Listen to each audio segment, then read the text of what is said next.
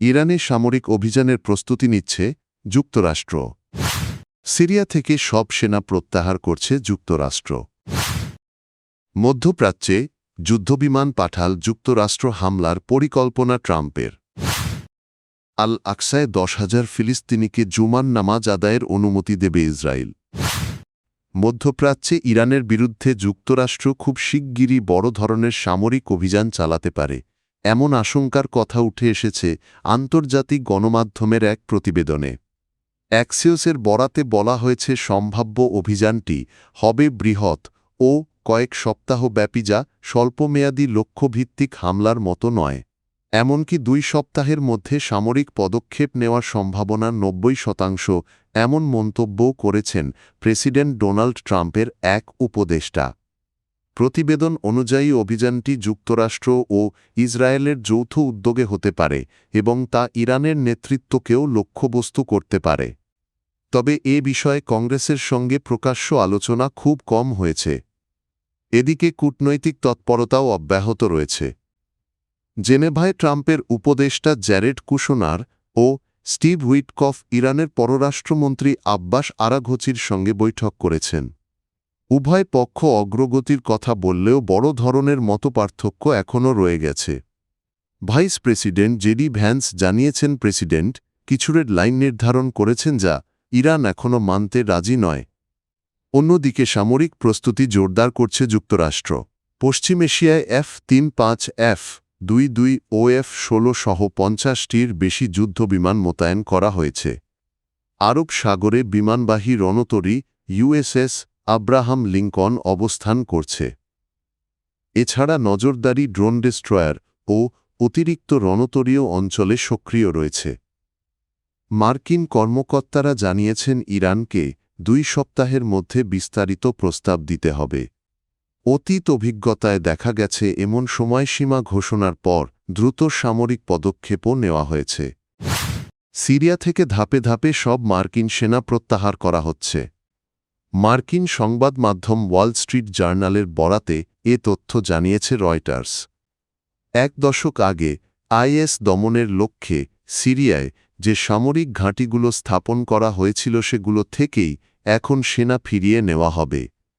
2014 সালে Islamic state বা আইএসের উত্থানের পর যুক্তরাষ্ট্র প্রায় 2000 সেনা পাঠায়। বর্তমানে সেখানে প্রায় 1000 মার্কিন সেনা রয়েছে। তাদের সবাইকে পর্যায়ক্রমে দেশে ফিরিয়ে আনা হবে। মার্কিন প্রতিরক্ষা মন্ত্রণালয়ের এক কর্মকর্তা জানিয়েছেন, আইএস এখনও বৈশ্বিক নিরাপত্তার জন্য হুমকি হলেও সিরিয়ায় পরিস্থিতি বদলেছে।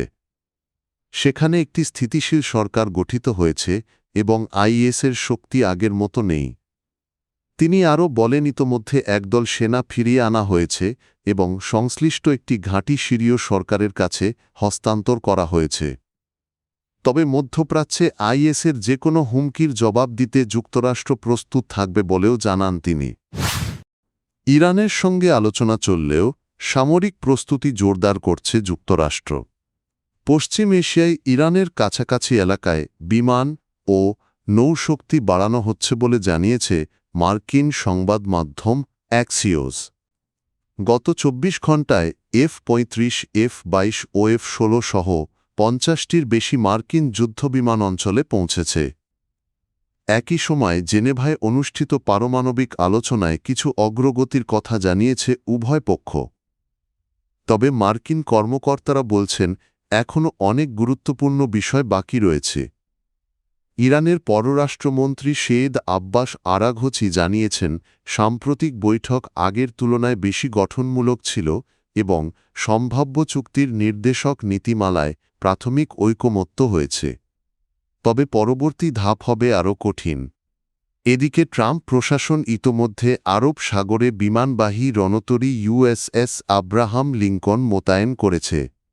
জর্ডানে অতিরিক্ত যুদ্ধবিমান ও ড্রোন পাঠানো হয়েছে। সুয়েজ খাল পেরিয়ে একটি গাইডেড মিসাইল ডেস্ট্রয়ার লোহিত সাগরে যাচ্ছে এবং নজরদারি বিমান ও ড্রোনও সক্রিয় রয়েছে। অন্যদিকে ইরান জানিয়েছে, সামরিক মহড়ার অংশ হিসেবে তারা অস্থায়ীভাবে হরমুজ প্রণালীর একটি অংশ বন্ধ করবে। পবিত্র রমজান মাসে পূর্ব জেরুজালেমের আল আকসা মস্কে সাপ্তাহিক জুমার নামাজ আদায়ের জন্য 10,000 ফিলিস্তিনি মুসল্লিকে প্রবেশের অনুমতি দিয়েছে ইসরায়েল। রমজান শুরুর পর দেওয়া এ ঘোষণায় বলা হয়েছে, তবে প্রবেশে কিছু বিধিনিষেধ থাকবে।